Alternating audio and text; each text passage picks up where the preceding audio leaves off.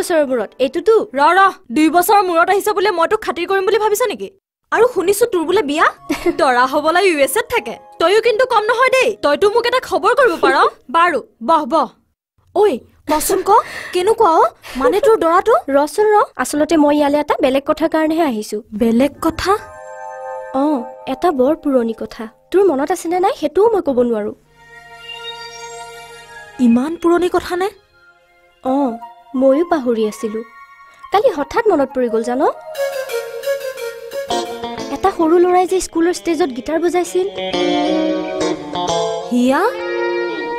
সদায় যে আমাৰ স্কুলৰ গেটত ৰৈ আমাৰ গাড়ীখনলৈ বাট চাইছিল কি ক'ব নোৱাৰো কিন্তু আজি মোৰ জানিব মন গৈছে তেওঁৰ নাম কি কৰে এতিয়া ক'ত থাকে এক মিনিট এইবোৰ খবৰ তই এতিয়া মোৰ পৰা বিচাৰিছ তই একেবাৰে ঠিক ঠাইলৈকে আহিছ মোৰ দেউতাৰ বন্ধু সঞ্জয় চৌধুৰী আৰু তোৰ সেই লিটল গিটাৰিষ্টজন তেওঁৰ লগতে থাকে ঘৰটো হ'ল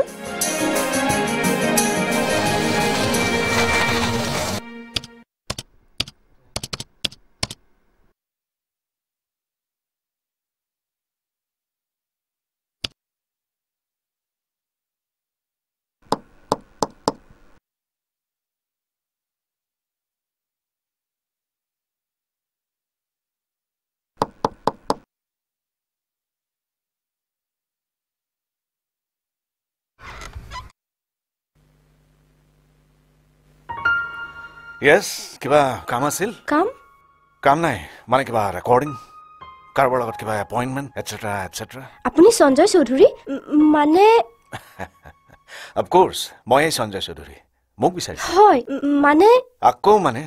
ঠিক আছে মানেবিলাক ভালকৈ বুজি লওঁ আহক ইয়াত দেখোন আৰু কোনো নাই কিয় কোনোবা থাকিব লাগিছিল নেকি মানে খুব ভাল গিটাৰ যে মানে বজাইছিল মই সৰুতে তেওঁৰ গিটাৰ শুনিছিলো সৰুতেই মোক ফ্ৰেণ্ড এজনীয়ে ক'লে তেওঁ হেনো এতিয়া আপোনাৰ লগতে থাকে তাকে কওক আপুনি কৌশিকক বিচাৰিছে হয় মোৰ নাম হিয়া শুনক মোক আপুনি তুমি বুলিয়ে ক'ব শুনা সি আজিকালি গিটাৰ নবজায় কিয়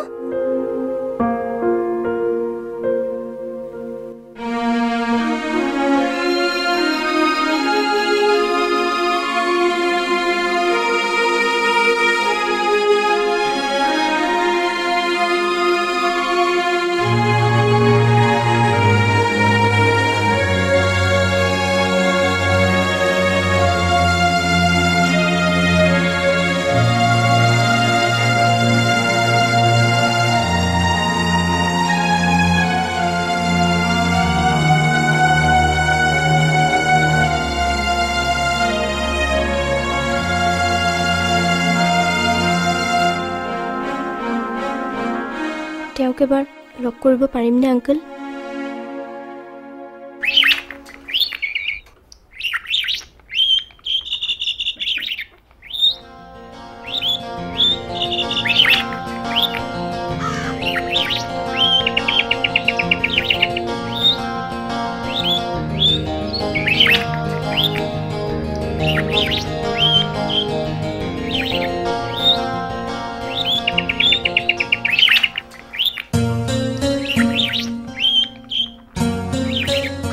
আপুনি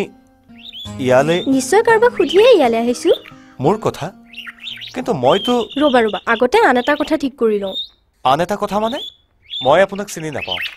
হয়তো মোক আন কোনোবা বুলি ভাবিহে আপুনি চিনি নাপাওঁ বুলি কওঁতে মই আচৰিত হোৱা নাই কিয় বহুত দিন নাই দিন নহয় বহুত বছৰ হ'ল নহয় বাৰু মই আৰু সহজ কৰি দিছো আপোনাৰ স্কুলীয়া দিনৰ কথা মনত আছে নহয় আছে কওকচোন শুনো সৰি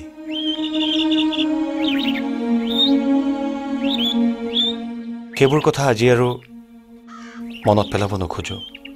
মই যদি মনত পেলাবলৈ সহজ কৰি দিওঁ আপুনি হয় আপুনি বৰ ভাল গিটাৰ বজাইছিল গিটাৰ কিন্তু আপুনি কেনেকৈ জানিলে মোৰ মনত আছে সেই স্কুলৰ গেটখনৰ সন্মুখত ৰৈ থকা এটা সৰু ল'ৰাৰ কথা স্কুলৰ গেট তাৰ মানে সেই এখন গাড়ীত অহা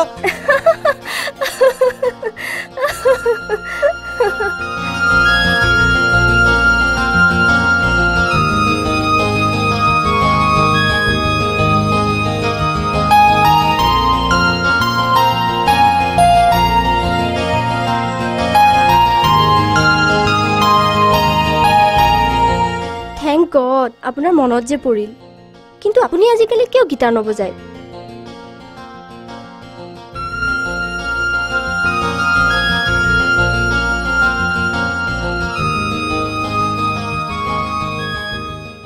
তেনেকৈতো আপুনি আপোনাৰ দেউতাৰ আত্মাক কষ্ট দিছে তেখেতৰ যি আশা আছিল সেয়া জানো পূৰণ কৰা উচিত নহয় মই আহোঁ কিন্তু আপুনি যদি মোৰ অনুৰোধ ৰাখে মই আকৌ আহিম আহোঁ আপোনাৰ নাম মাহী মাহী কি যে কৰি থাকে জানো মাহী আহিলা তোমালোকৰ পৰা আৰু উপায় নাই মহা কি হ'ল অনবৰতেনো ৰুমৰ ভিতৰত সোমাই থাকি কি কথা পাতি থাকা সেইটো কথা মোক সুধি লাভ নাই সুইটহাৰ্ট আজি 12 বছৰ আগতে তোমাৰ মাহীয়ে মোৰ ওপৰত যি যাদু কৰিলে আজিও মই ধৰাশায়ী হৈ আছো এই সৰু ছোৱালীজনীৰ আগত কি বলকিবলৈ আৰম্ভ কৰিছা আৰু হিয়া তই এইবোৰ কি আৰম্ভ কৰিছ মইনো কি কৰিলো এতিয়া শুনিছাতো তাই একো ক'বই নোৱাৰে সেই যে দুপৰীয়া ওলাই গ'ল এতিয়া ঘৰ সোমাইছেহি তাকে ক'ব বিচাৰিছাতো হ'ব আৰু দিয়া নে কি কোৱা হিয়া ৰবা কলৈ গৈছিলি তুমি খং কৰিছা নেকি মই আজি কলৈ গৈছিলো জানা হৈছে হাজি হাজি কথা ক'ব নালাগে বাহিৰলৈ গ'লে তহঁতে ঘৰৰ কথা চিন্তা নকৰ মোৰ যে কি বেয়া বেয়া চিন্তাবোৰ হৈছিল ৰাইট চিন্তা কিন্তু মোৰো হৈছিল দেই সেইটোতো হ'বই কাৰণ মাহীয়ে যিটো কৰে সেইটোতো তুমি কৰাই নহলে তুমি মোৰ ইমান ধুনীয়া মাহীজনীৰ মহা হবা কেনেকৈ হা হ'ব তেল মাৰিব নালাগে এতিয়া কলৈ গৈছিলি কবিনে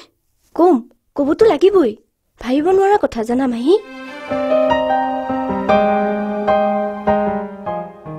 তাৰ মানে তই ক'ব খুজিছ তোৰ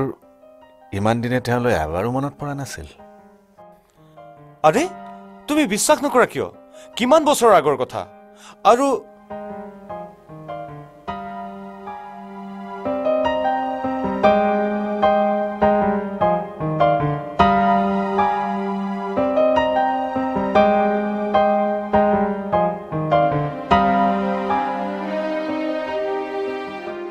দেউতা ঢুকাই যোৱাৰ পিছত মইতো নিজেই বহুত কথা পাহৰিবলৈ চেষ্টা কৰিছিলোঁ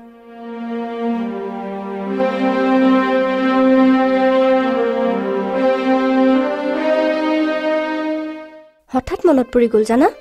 কিয় জানো স্কুলৰ গেটৰ সন্মুখত ৰৈ থকা ল'ৰাজনক আকৌ এবাৰ লগ পাবৰ মন গ'ল কিয় জানো ক'ব নোৱাৰো ল'ৰাজনক লগ পাবলৈ মোৰ বৰ মন গৈছে